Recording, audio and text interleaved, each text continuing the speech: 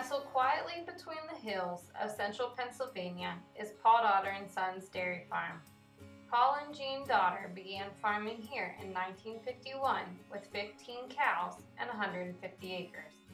Back then, one of the milk supply dealers had said to Paul of the potential of the farm, "Someday you might go as high as 35 cows." Since then, 2 of their sons have taken over the family business. They have expanded the farm and are now milking around 900 cows and farming 3,100 acres. Soon, in the near future, their grandchildren will be managing it. So when you think of a dairy farm, you automatically think of cows and milk. But dairy farms are much more than just those 2 things. Milk is the finished product, but let's take a journey from start to finish.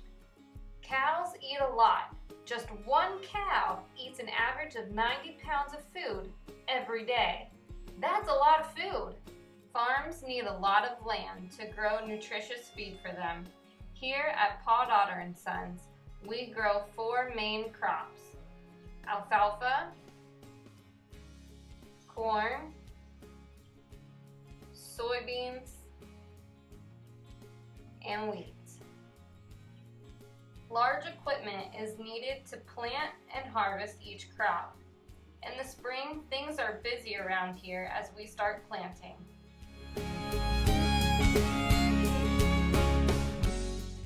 Wait, is that Doug driving with no hands? Sure is. He's using the auto steering with GPS navigation planning system. Strategic planning helps ensure maximum yields and helps get the seeds off to a good start. We work with an agronomist who helps monitor the crop's growth to ensure a healthy, nutritious crop. When alfalfa and corn silage are ready to harvest, we use a forage harvester, which makes harvesting more efficient and cost-effective. The harvester is equipped with a monitor that shows the yield and moisture for the silage. It also has video cameras to help load trucks to maximum capacity. The truck then brings the silage to the farm.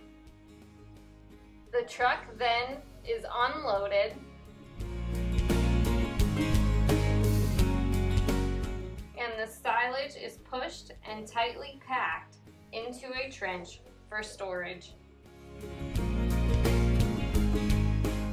The trench is covered in plastic to start the fermentation process.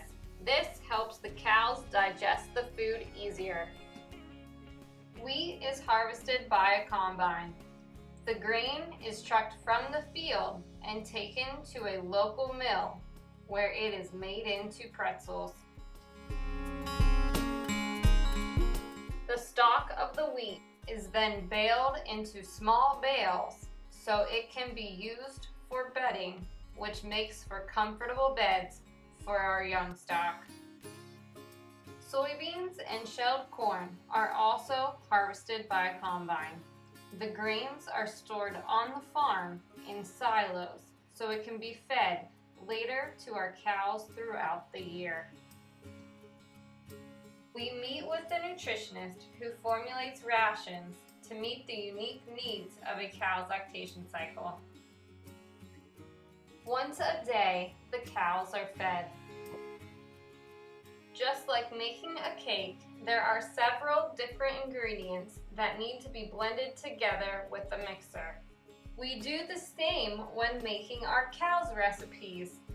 Along with all the crops we harvest, we add other ingredients such as vitamins and minerals into a large mixer to ensure all ingredients are blended together.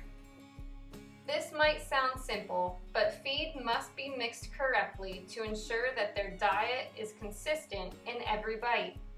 We do this through a feed watch program.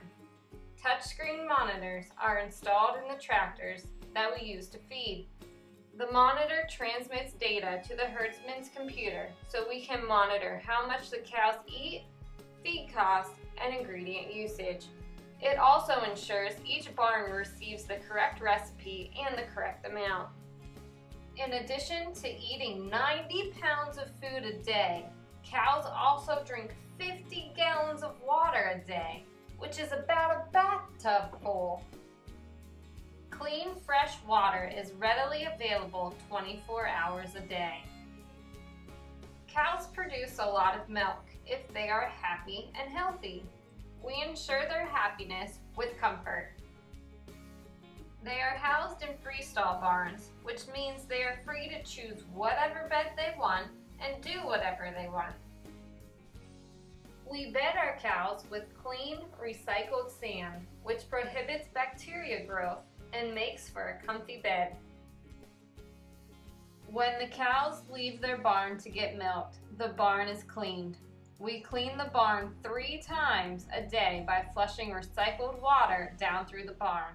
This leaves the barn floor spotless. In the summertime, fans and sprinklers are turned on and regulated by the temperature. Imagine getting out of the bathtub soaking wet and standing in front of a huge fan. The ladies also get pedicures twice a year. Really, it's important that their hooves are trimmed to ensure their comfort. We also further their pampering by providing automatic grooming brushes. Cows get a good back scratch whenever they want. To ensure superior health of our herd, we work closely with our veterinarian when developing protocols or taking care of sick cows.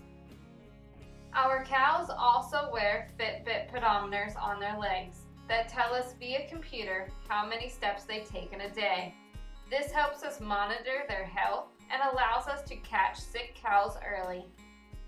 Just like you, when a cow is sick with an infection, she needs an antibiotic to cure it. This is the only time they are given antibiotics. When cows are given antibiotics, they are separated from the rest of the herd, put into a hospital pen, and given brightly colored leg bands to signify to the milkers that they are being treated. This is because we cannot sell their milk. These cows are milked last, so the pipe distributing milk into the milk tank is disconnected and poured down the drain. Once the cow feels better and has stopped getting the antibiotic, her milk is tested separately before she is permitted to exit the hospital group. Farmers get paid more the higher quality their milk is, so we take every precaution to ensure that we are shipping the highest quality milk possible. In June 2010, a new double 20 parallel milking parlor was built. In this parlor, 40 cows can be milked at the same time, with 20 cows on each side. So how does milk get from here to you? Cows are milked 3 times a day in our double 20 parallel parlor. First, the teats are wiped off with a clean towel. Then, we strip to ensure good quality milk. Then iodine is dipped on the teats to kill any bacteria. The iodine is then wiped off with a clean towel, and the milking claw is attached, which starts the milk flow.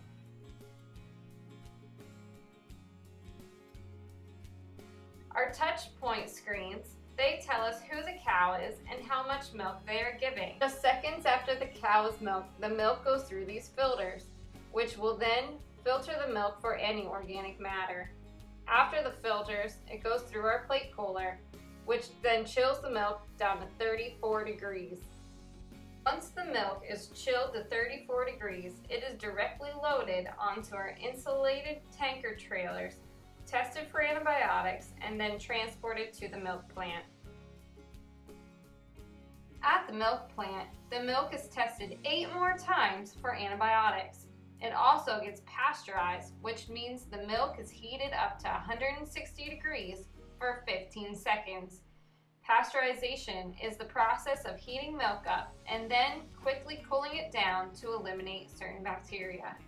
It is then homogenized. The purpose of homogenization is to break down fat molecules in milk so that they resist separation.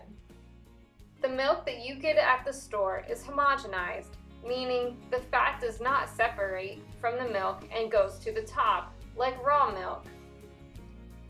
After the milk is pasteurized and homogenized, It is tested several more times, then bottled and shipped to grocery stores, ready for human consumption. Did you know that cows cannot produce milk until they have their first baby, called a calf? Also, cows are pregnant for 9 months, the same as humans. When calves are born, they weigh about 100 pounds on average and can stand and walk within an hour of birth. We breed our cows by artificial insemination, by carefully selecting quality traits from bull studs in order to have strong cows. We do this because bulls are not only dangerous to humans, but can be dangerous to female cows as well. A cow in the wild would have a calf each year, and that's how it works on a dairy farm as well. A cow on a dairy farm isn't forced into having a calf more often than she would without human intervention.